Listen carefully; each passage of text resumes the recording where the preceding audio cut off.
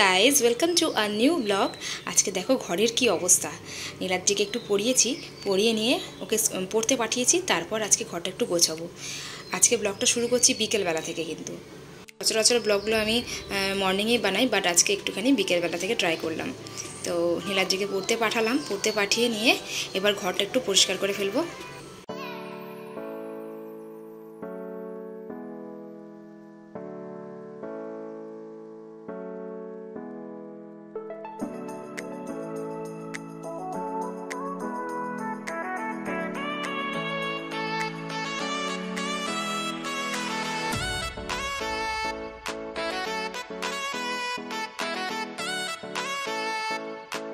কম্বলটা থেকে অনেকেই ভাবতে পারো যে এখনও এই গরমেও কম্বল।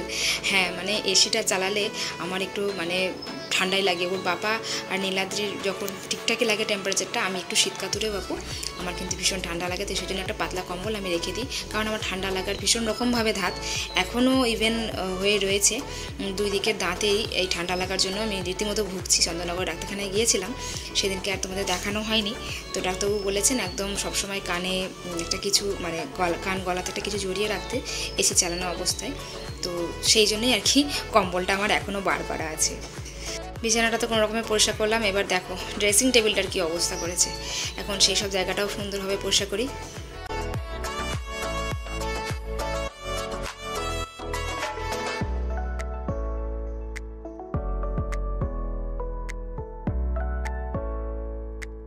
হলো ফাইনালি ডান। এবার চলে যাব একটুখানি আমার ড্রাই ফ্রুটসগুলো ভিজত দিতে, কারণ এগুলো কালকে সকালবেলাতেই লাগবে। তো ড্রাই ফ্রুটসগুলো আমি আবার ভিজিয়ে দিলাম, আর ভিজিয়ে দিয়ে চলে গেলাম রেডি হয়ে পুজো ঘরে। ঠাকুরকে জল দিয়ে সন্ধে দেখিয়ে এবার রেডি হয়ে নেব আমি মলে যাওয়ার জন্য।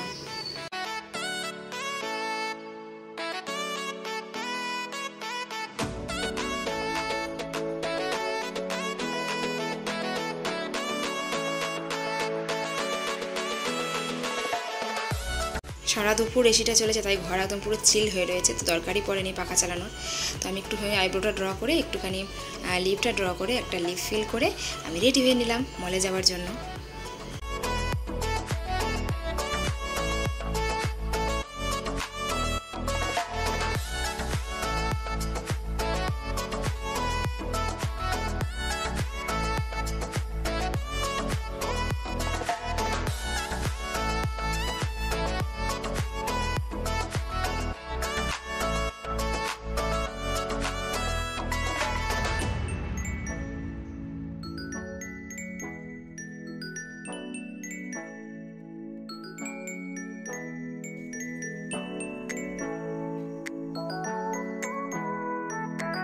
ঠাকুরের প্রসাদ একটু খেয়ে নিলাম। আর এই যে আমার রাতের ডিনার, এটা মিলেটের খিচুড়ি আগেই বানিয়ে নিয়েছিলাম, ব্যাগের মধ্যে করে নিয়ে একদম রেডি মলে যাওয়ার জন্য। দেখো আজকে বেশ সন্ধে মতোই হয়ে গেছিলো। নীলাদ্রির একটু টিউশনের কাজটা অনেকটাই ছিল, তার জন্য একটু পড়াতে আজকে অনেকটাই সন্ধে হয়ে গেল। দেখো অনেকটাই সন্ধে নেমে গেছে। এসে গেছি আজকে আমরা মলেতে। আমি আর কি মলে চলেই এলাম।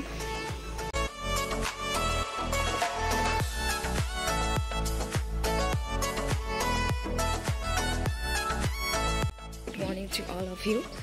কেমন আছো তোমরা সবাই? আমি চলে যাচ্ছি আজকে একটুখানি, ভাবলাম তোমাদেরকে আমাদের বাগানটা ঘুরে দেখাবো।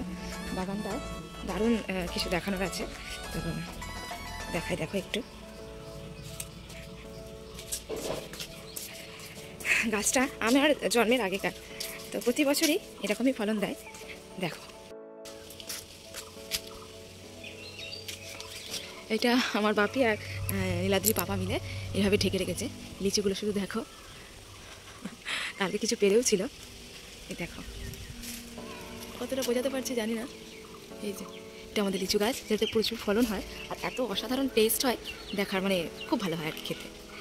এই হচ্ছে আমার লিচু গাছ। আর কি ভালোভাবে ওরা নেট দিয়ে ফলগুলোকে আটকে রেখেছে যদি দেখো। আচ্ছা, আর একটা জিনিস দেখানোর আছে, দেখো এই হচ্ছে লেবু গাছ। পাতি লেবু গাছের ফলন হয়েছে, দেখো কত। বোঝাতে পারছি কিনা জানি না আমি।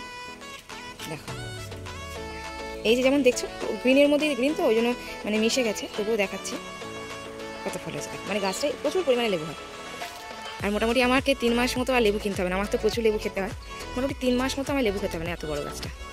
কি কি একটা লাস্ট 2-1 বার যে ঝড়টা এলো তাতে গাছটা এরকম হেলে গেছে। দেখাচ্ছি ভেতরটায় গিয়ে, এই দেখো একটা কি ঝড় মতো এলো, তখন গাছটা এরকম হেলে গেল। তারপর ওটাকে কোনোভাবে আমরা সোজা করতে পারলাম না, কারণ প্রচুর কাঁটা। এই যে গাছের ফলন লেবু গাছ, এটা আমাদের পুকুর, এটা পাপি এখানে ভেন্ডি চাষ করেছে।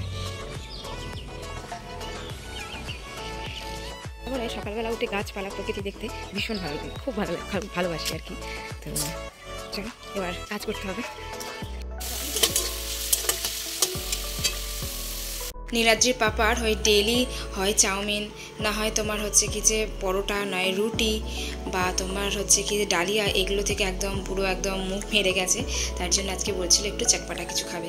তো চটপাটা হবে অথচ হেলদি হবে, তো সেই হিসাবে আমি একটুখানি মাখানা সব রকম ড্রাই ফ্রুটস দিয়ে একটু চিড়ে আর হচ্ছে একটু মুড়ি দিয়ে সুন্দরভাবে একটা মশালা আর কি বানিয়ে দিয়েছিলাম।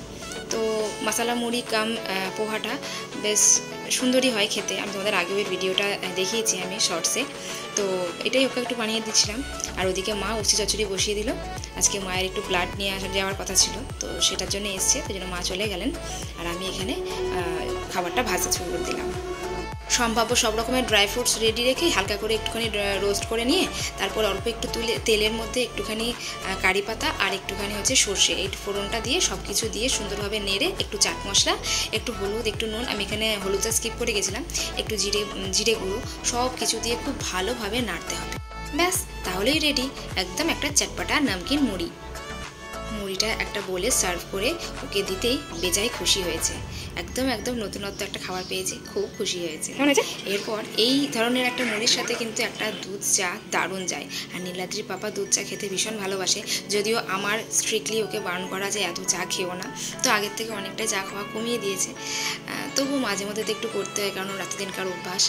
আর সেই জন্য আর কি বানিয়ে দিলাম, কারণ এই ধরনের মুড়ির সাথে এই ধরনের একটু দুধ চা না হলে ভাই জমে না। যদিও আমি খাই না, তবুও যেহেতু ভালোবাসে তাই জন্য ওকে একটুখানি দুধ চা বানিয়ে দিলাম। আমার জিরে জলটা হয়েই গেছে, সেটাকে একটা আমার কাপের মধ্যে, এই কাপটা তোমরা দেখেছো অ্যামাজনে আমি অর্ডার করেছিলাম, খুব পছন্দের ছিল, তো ওটাই ঢেলে নিলাম, একটু লেবু স্কুইজ করে দিলাম। আর এদিকে দেখো মাকে ওদিকে রক্ত নিতে এসছে, জন্য মা ওদিকে বিজি হয়ে গেছে, তার জন্য এদিকে উচি চচড়িটা আমি নামিয়ে নিচ্ছি। ওতে 2 রকমের মশলা দিয়ে একটু জল দিয়ে একটুখানি সিম আঁচেতে বসিয়ে দিলাম। আর ওদিকে নীলাদ্রির পাপার চাটা বাবাকে দিয়ে এলাম। আর আমার জিরে জলটা একটু লেবুটা তখন স্কুইজ করা হয়নি, তো স্কুইজ করে নিয়ে এই যে আমি খেয়ে নিলাম। বেশ ভালো লাগে, কিন্তু খুব ফ্রেশ লাগে এই সময়টা, এই জিরে জলটা খেতে আমার খুব ভালো লাগে। তারপর আধা ঘন্টা পর খেয়ে নিলাম এই ড্রাই ফ্রুটসগুলো। আজকে ওয়ালনাটটা ভেজানো হয়নি, তাই এইগুলোই আপাতত খেলাম। আবার 1-1.5 ঘন্টা পর আমার এই স্মুদি রেডি হয়ে গেছে। স্মুদির ভিডিওটা অন্য একদিন তোমাদের সাথে শেয়ার করব। এবার আমি আমার স্মুদিটা খেয়ে নেব। একের এই রুবিও লিপস্টিকটা আর কি পিঙ্ক সামার সেল থেকে নিয়েছিলাম, তো একটু ট্রাই করেছিলাম, বেশ সুন্দর কালারটা। যাই হোক, এরপর চলে গেলাম নেক্সট রান্নাতে। আবার ওদিকে দাদা আর মা মিলে ডিমটা রান্না করে নিয়েছে, আর আমি এরপর সবার জন্য ডাল করব, একটা 5 মিশালি ডাল, আর করব একটুখানি পেঁয়াজি। অনেক দিন বাড়িতে পেঁয়াজি হয়নি, নীলাদ্রি ভীষণ রকমভাবে পেঁয়াজি খেতে ভালোবাসে। বাজার আইটেমটা খুব ট্রাই করি যাতে করে না করা হয়, তবু আজকে অনেক দিন পর করছি বলে মেনে নিলাম আর কি। প্রায় মাস 1.5-2 পরে আজকে পেঁয়াজিটা করছি। তো সব রকমের ডালটা দিয়ে আমার ডালটা মোটামুটি রেডি হয়ে গেছে। এদিকে আমি পেঁয়াজ কাটতে ব্যস্ত হয়ে গেছি, বেসনটাও রেডি আছে। এবার জাস্ট একটু কড়াতে তেল দেবো, কড়াতে তেল দিয়েই আমার বেসনের বড়াটা ভাজতে শুরু করে দেবো।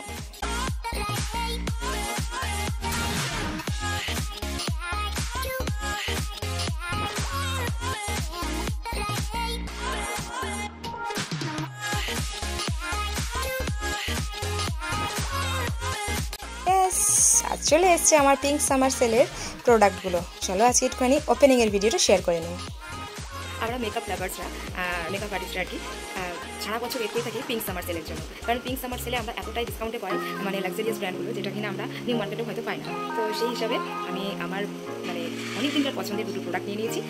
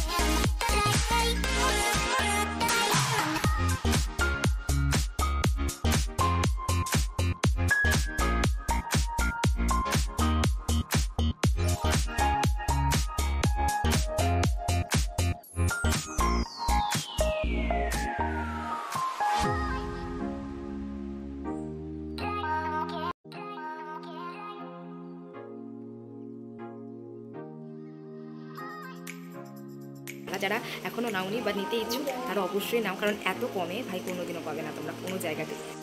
নাইকার পিঙ্ক সামার সেলের যে কটা জিনিস আমি অর্ডার করেছি সব কিন্তু আজকে আমি ওপেনিং ভিডিও শেয়ার করিনি, ঠিক আছে? পরেরগুলো কিন্তু পরের ব্লগে পাবে। ইন্টারেস্টিং প্রচুর জিনিস আমি কিন্তু অর্ডার করেছি। তো আর সবচেয়ে বেশি পছন্দেরটা তো আজকে শেয়ার করেই দিয়েছি, নেক্সটগুলোও হোপফুলি তোমাদের ভালো লাগে। চলো তাহলে আজকের মতো কিন্তু ভিডিওটা এখানেই শেষ করছি। আগামীকাল কিন্তু খুব ভালো একটা ভিডিও আসতে চলেছে, কারণ আগামীকাল নীলাদ্রির জন্মদিন। তো সেই উদ্দেশ্যে আজকে আমরা একটা খুব ভালো প্ল্যান করেছি, তো সেটাকেই আজকে রেডি করব, সমস্ত কিছু শেয়ার করবো নীলাদ্রির বার্থডে A to Z। তো তোমরা কিন্তু সঙ্গে থাকো, দেখতে থাকো। তো আজকের মতো টাটা, খুব শীঘ্রই মানে কালকেই দেখা হচ্ছে। টাটা।